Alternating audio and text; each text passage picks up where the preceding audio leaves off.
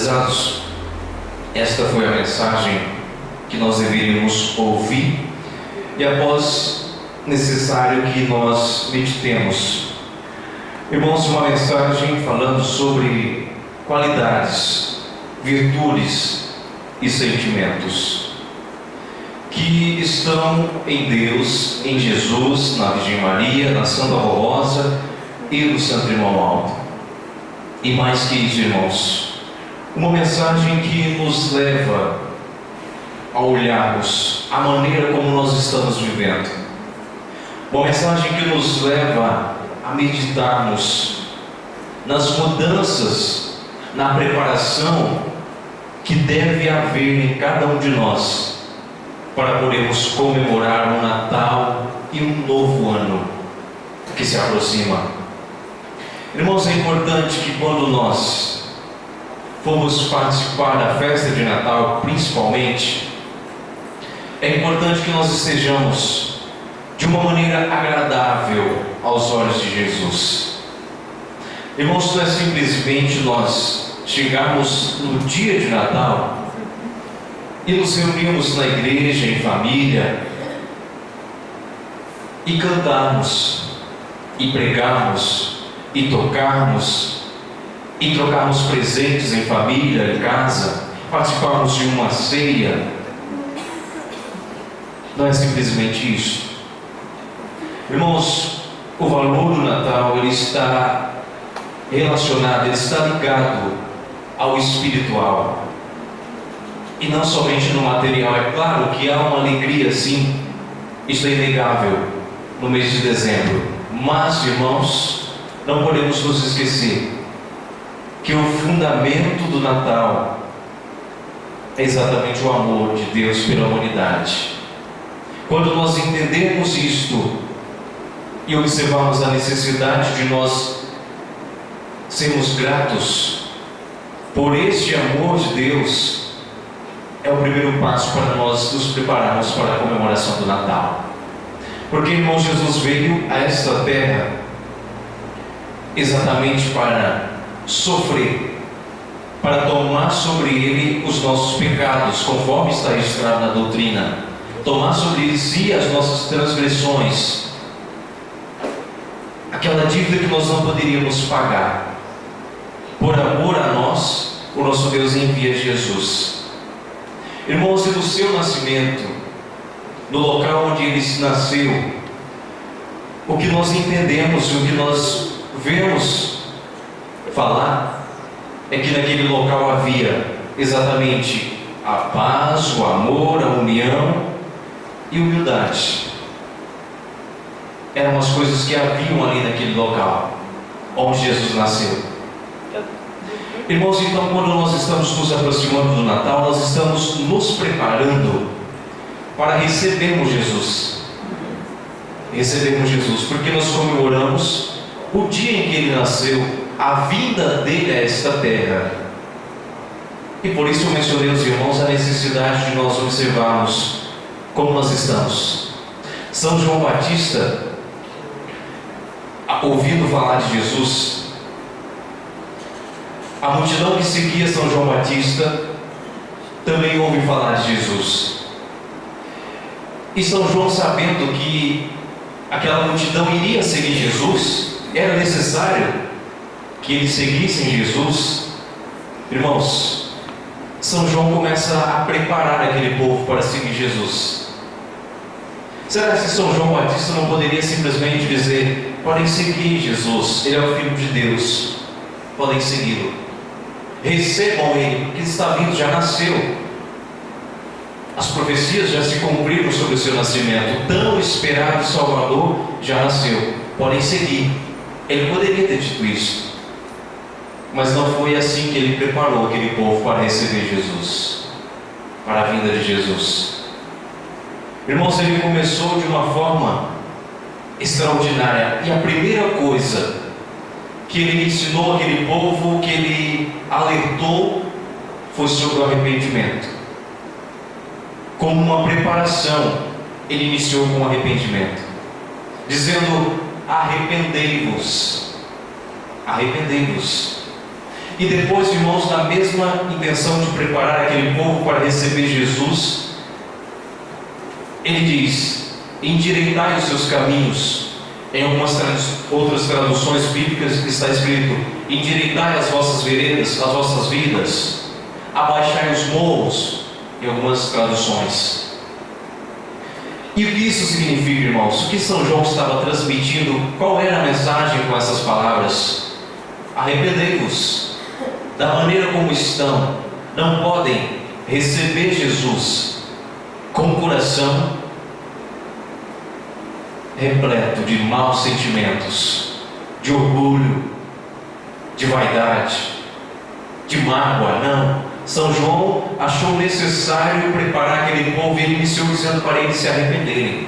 E depois ele diz: endireitai as vossas veredas, a sua vida. E qual é a mensagem para nós? Nós não estamos nos preparando para festejar a vinda de Jesus? Estamos. Só que nós não podemos comemorarmos, festejarmos a vinda de Jesus sem que antes haja uma reflexão em nossas vidas. Se não houver necessidade do arrependimento, mas, sem dúvida, haverá necessidade de nós endireitarmos as nossas vidas.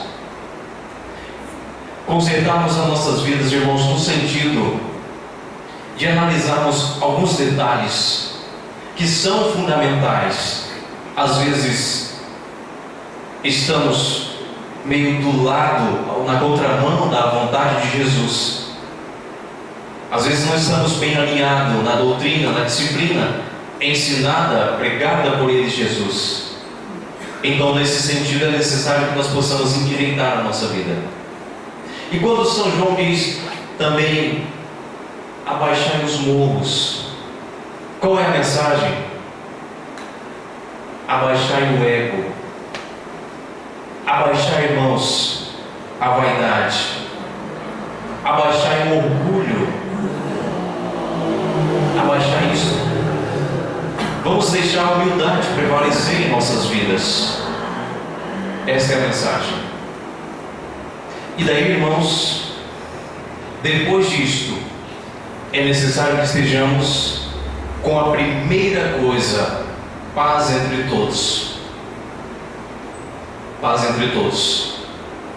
Os irmãos já encontraram alguma vez, já ouviram falar que naquela noite em que aquelas pessoas estavam ali, os pastores, os reis magos, comemorando o Natal ali, todos felizes, os irmãos já ouviram falar que naquela noite que eles estavam comemorando, tinha ali algum desentendimento dos pastores entre eles ali, os pastores de ovelhas?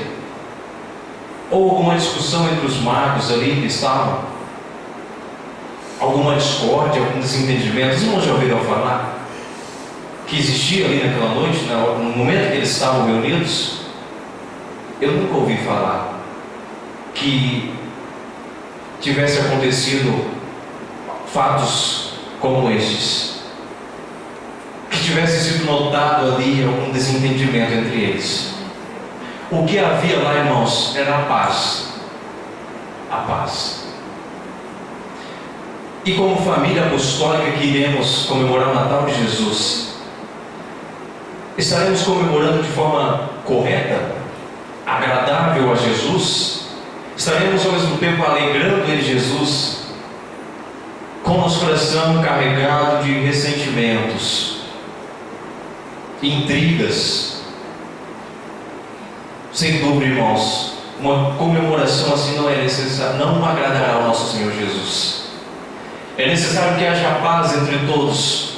Quando Jesus, irmão, Jesus defende a paz, defende, ele exige a paz entre todos. Inclusive ele chega a dizer, São Mateus registra, ele chega a dizer que até mesmo para o irmão ofertar para a igreja, ele diz: se você veio para ofertar e antes de ofertar você se lembrou que tem alguma coisa contra o teu irmão, ou ele contra ti, deixa a tua oferta, vai até o teu irmão, se reconcilia com ele, perdoa, deixa de lado as intrigas, as ofensas, as calúnias, deixa tudo isso, se reconcilia com ele, busca a paz, Quando estiver tudo em paz, aí você retorna e oferta. Isso para ofertar. Agora imagina para comemorar o Natal de Jesus. Irmãos, aí é que necessita desta paz. E depois da paz, o amor. O amor entre todos, como família. Como uma família. E depois do amor, a união. Olha que iremos comemorar o Natal daquele que diz: toda casa, todo reino, toda família, dividida contra si mesmo, não resistirá. Cairá, não tem como prosperar. Jesus que disse isso. E é o Natal dele que nós iremos festejar. Então é necessário, irmãos, que haja esta união. A união não no sentido de sentar do lado do outro pertinho. Não é esta união. A união no sentido de estar com um só propósito: salvar almas, glorificar a Deus. Esta é a união. Depois da união, o perdão. Será que durante os 11 meses e alguns dias deste ano, alguém na igreja, lá no seu trabalho, na sua família, um parente, um amigo, não te ofendeu? Será que durante esses 11 meses e mais uns dias você não foi ofendido de maneira que nasceu no seu coração uma mágoa, e que essa mágoa, ela cresceu, ela enraizou, e por causa disto, muitas vezes, você até deixou de vir na igreja, porque a pessoa que te ofendeu, ela também vem na igreja. Então, por causa disso, você não suporta a sua presença. Por causa disso, você se afastou até mesmo de alguns parentes, ou de alguém lá, guardou ali no coração. E você vai comemorar o Natal de Jesus. Lembra da preparação de São João Batista?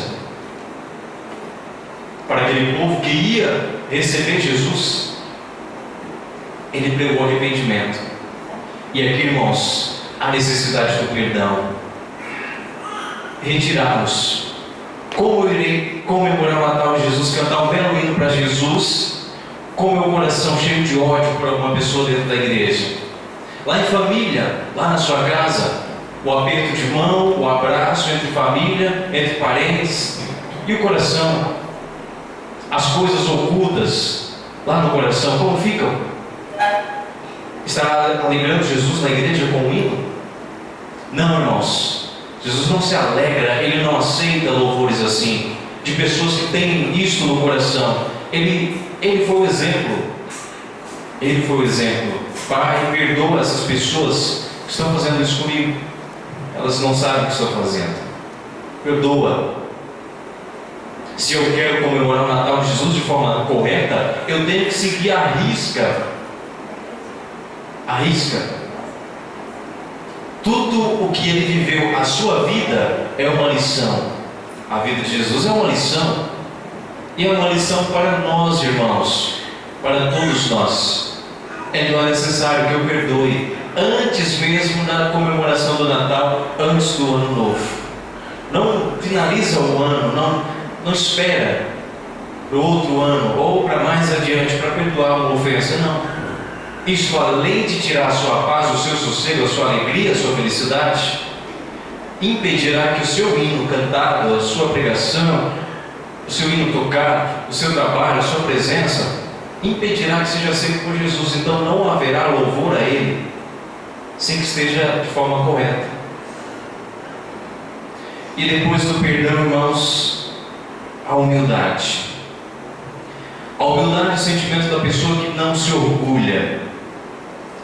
Não se orgulha, por mais que ela saiba que ela é boa, que ela faz bem o trabalho dela, por mais que ela saiba que ela cumpre muito bem o seu ministério, que seja um corista pontual, que seja um regente pontual, um músico pontual, frequentador dos ensaios, participante dos hinos, das apresentações, por mais que ele saiba que ele é um obreiro, que ele é um pastor excelente, dedicado, ele não pode se orgulhar disso. Não pode. O orgulho não faz parte de Deus e não faz parte de Jesus.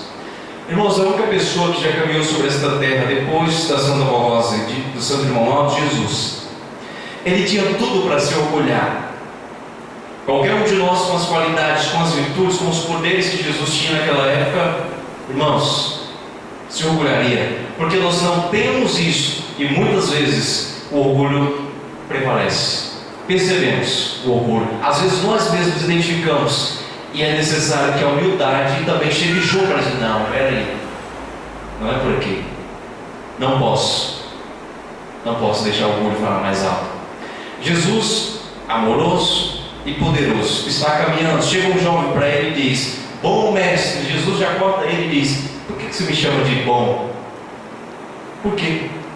Não existe outro bom senão Deus. Aí alguém diz: vai, pastor, mas Jesus era mau, era ruim?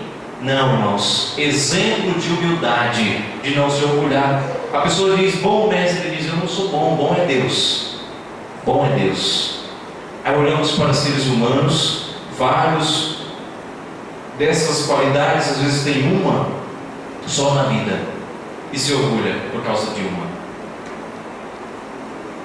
Irmãos, a humildade nesse sentido de reconhecer. Mas pastor, só nesse sentido de reconhecer quando eu estiver deixando o ego, o orgulho subir mais alto? Não. A humildade também no sentido de você olhar para a sua vida e reconhecer que muitas vezes você não está vivendo conforme Deus ensinou, e você já está nessa situação. Não é 2 dias, é 10 anos, é 20 anos, e você nunca conseguiu deixar que a humildade prevaleça na sua vida, a ponto de você olhar e dizer: eu estou errado, não estou vivendo conforme Jesus ensinou, eu desobedeço disciplina, eu desobedeço doutrina, eu estou errado sim, mas eu vou mudar de vida. Também é necessária essa humildade para reconhecermos, porque de nada adianta eu reconhecer que eu estou deixando o orgulho falar mais alto no que diz respeito ao material, mas não ter humildade para reconhecer que eu estou praticando coisas que impedem a salvação do meu espírito. Também é necessário essa humildade. Irmãos, e aí o resumo disso tudo: a harmonia, a paz, o amor, a união, o perdão e a humildade. Resume-se em uma coisa só: a harmonia. Coisa tudo junto, tudo ligado, tudo resume-se em harmonia.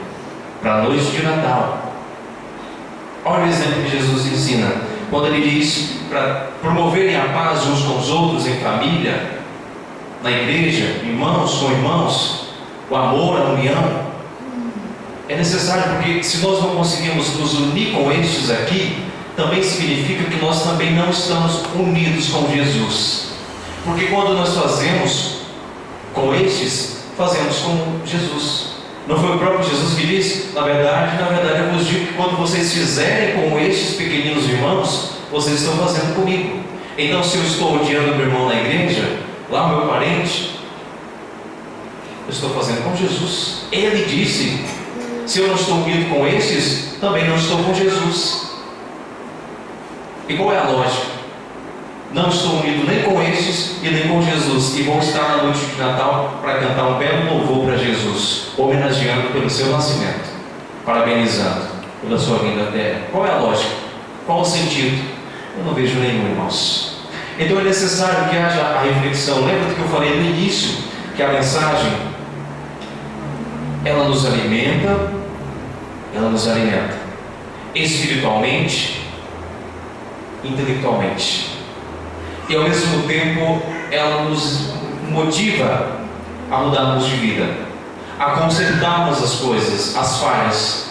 Mas para isso é necessário a humildade, para reconhecer tudo isso, irmãos. Porque é impossível alguém dizer: não preciso fazer nada, está muito bem, assim já dá para eu comemorar o Natal. Está tudo do jeito que Jesus ensina, tudo. Estou alinhado. É impossível, irmãos, que esteja. Isso eu digo sem medo de errar. Se não estiver falhando na paz com os irmãos da igreja, com o amor, com a união, às vezes o perdão. Falha de 15 anos, maltrato, humilhação de alguém há 15 anos atrás, estou carregando comigo até o dia de hoje. Lá na adolescência, está comigo ainda. Então, irmãos, é necessário. E agora, passando para a parte final de nossa reunião, onde nós temos a oportunidade de fazermos a nossa oração individual ao nosso Deus, notem, irmãos, que as coisas celestiais, as coisas de nossa igreja, é uma sequência. Nós meditamos na mensagem, nós ouvimos falar de como, a maneira de como nós devemos estar para comemorar o Natal de Jesus, o que eu devo retirar da minha vida, como eu devo estar. Eu ouço falar nisso. E aí, imediatamente eu olho para a minha vida e eu sei que estou falhando em alguma coisa. E eu sei que para eu comemorar de forma correta, eu preciso alinhar elas. Só que para eu alinhar elas, as falhas, para eu retirar, eu preciso muitas vezes da cooperação de santos e anjos. Porque às vezes sozinho é muito difícil. E exatamente na reunião de oração nós temos a preparação. O momento de nós pedirmos tudo isso. Pedimos força, sabedoria, pedimos isso, perdão. Temos a oportunidade para fazer isso. Irmãos, e no sentido da oração individual, no sentido de ainda ajudar os irmãos, para fazer com que as suas orações não sejam desperdiçadas, que as reuniões que os irmãos frequentam, a reunião de oração principalmente, as orações que fazem individuais, não sejam desperdiçadas. Mais uma vez, eu gostaria de fazer alguns esclarecimentos e ao mesmo tempo até responder a uma pergunta que, muito embora alguma pessoa não faça para o pastor, para o seu pai, para a sua mãe, mas às vezes faz para si mesmo, que é a seguinte: por que a minha oração não é ouvida por Deus? Por que a Santa Rosa não me ouve? Por que o Santo Irmão não me ouve? Porque, gente, eu vivo na igreja há tantos anos, eu preciso disso e disso aqui também, mas os pastores falam que eu devo pedir em oração, eu peço, mas não muda nada. Aí dizem que eu devo colocar aqui na caixinha de oração o meu nome. Eu coloco, mas também não muda nada. Por que a Santa Rosa não me ouve? Irmãos, alguma vez os irmãos já se perguntaram, já se questionaram, já procuraram saber o porquê que às vezes as orações que fazem não são ouvidas por Deus? Existe um porquê, irmãos. Existe. Notem que no livro de Salmos diz o seguinte: aquele que alimenta o pecado na sua vida, no seu coração, o Senhor não o ouvirá. A palavra diz que se eu alimento o pecado na minha vida, no meu coração, o Senhor não me ouvirá. Quando os irmãos oram a Deus, qual é a sua intenção, irmão? Quando você faz a sua oração a Deus, o que você pede? Você pede para que Ele lhe veja ou para que Ele lhe ouça? Particularmente, eu peço que Deus me ouça. Eu nunca falo Deus me veja. Não, Deus me ouça. A minha intenção é que Ele me ouça. Só que a palavra de Deus diz que se eu alimento o pecado no coração, alimentar o pecado no coração, irmãos, é simplesmente isso: eu saber que tal coisa é errado, que é pecado. Eu sei, eu poderia deixar de lado, mas eu não deixo. Eu continuo alimentando. Alimento. Estou alimentando há muito tempo. Este é o primeiro motivo que impede da minha oração ser ouvida por Deus. Pastor, o que é pecado? É muito fácil saber o que é. Basta apenas 3 segundos. Uma reflexão rápida, 3 segundos.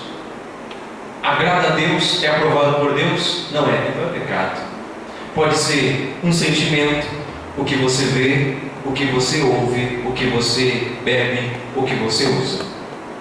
Pode vir de diversas maneiras. Se você alimenta, impede a hora da sua oração ser ouvida por Deus.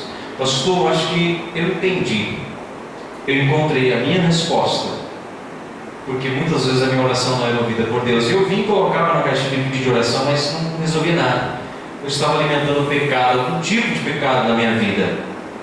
Então Deus não poderia me ouvir. Segundo, o livro de Provérbios diz o seguinte: aquele que rejeita a lei e a disciplina do Senhor, até as suas orações são detestáveis aos olhos de Deus. Qual que é a lei de Deus, irmãos? além de Deus. É conhecido também como 10 mandamentos. Em qualquer disciplina do Senhor, de Jesus, de Deus, qualquer disciplina, a dita disciplina de nossa igreja, sobre roupas, sobre tudo aquilo. Se eu rejeito, se eu não consigo me adaptar, se eu não consigo ter na minha vida essa disciplina, significa que eu estou rejeitando ela. E a palavra de Deus diz: aquele que rejeita a lei e a disciplina do Senhor, as suas orações são detestáveis aos olhos de Deus. Detestáveis aos olhos de Deus. Pastor, e a minha situação? Que eu sou aquela pessoa que eu não rejeito disciplina, eu obedeço em tudo, mas a minha oração não é ouvida. O que será então? Irmãos, quando Jesus ele diz o seguinte: aquele que tem a fé do tamanho de um grão de mostarda dirá a este monte: ergue-te e lança-te no mar, e assim será feito. Jesus ele esclarece ali, irmãos, que a fé ela não é uma coisa fácil de possuir. E ele diz que alguém que tem a fé do tamanho de um grão de mostarda, uma semente pequena, consegue mover uma montanha. Jesus disse isso. Agora olhe para a sua vida, para o seu problema, porque você precisa. Às vezes, o pai de família precisa de mais união dentro do lar.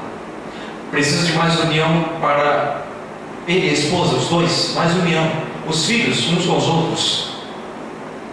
Ele não precisa mover nenhuma montanha, nenhum prédio. É somente mais união. Jesus disse que alguém que tem a fé do tamanho de um grão de mostarda consegue mover uma montanha. E você não tem conseguido mais união para dentro da sua casa. O que isso significa? Que a sua fé, ela pode não existir. Pastor, não tenho fé? Pode ser que não. Isto é fácil de saber. Analisa as obras. Quais são as suas obras? Briguento, aquele que promove discórdia, aquele que machuca, que magoa as pessoas, que não consegue perdoar, que não consegue viver união, que não consegue viver em paz uns com os outros, está sempre criando uma confusão com um, com o outro, vive mentindo. São essas obras que tem na sua vida? São essas as suas obras? Então é simples, não existe a fé. Não, pastor, mas eu tenho fé sim, as minhas obras são boas. Todo mundo da igreja me conhece e sabe, minha família sabe que eu tenho boas obras. E por que eu não recebo? São Tiago diz: peçam sem duvidar. Quem duvida é semelhante a uma onda do mar. O vento pega de um lado, leva para o outro, depois leva para o outro. Ele diz: não pense tal pessoa que duvida que vai receber alguma coisa de Deus. É estável em tudo que faz, em tudo que pede. Como pode receber? Irmão, sabe quando você pede que você quer receber de imediato? Porque o ser humano é assim. Ele pede, ele quer receber. Você veio na igreja, você quer pedir, você quer sair da porta e já está sentindo aqui a mudança na vida. Chegar em casa, está tudo bem já. Que é na hora. Se não recebe, será que a oração foi ouvida? Será que Deus tem poder? Será que a Santa Voz tem poder? Será que a Santa Irmão tem poder? Começa a duvidar. E assim, irmãos, não tem possibilidade de receber. Então, irmãos, eram essas palavras que eu tinha direcionado aos irmãos, na esperança de que os irmãos analisem muito bem. E alguns até mesmo não desperdicem a sua oração nesta noite, os minutos que terão para fazer a sua oração individual. Se for necessário haver arrependimento para que a sua oração seja atendida por Deus, faça. O apóstolo São João diz: porque Deus é misericordioso, Ele nos perdoará se nós nos arrependermos e pedirmos perdão.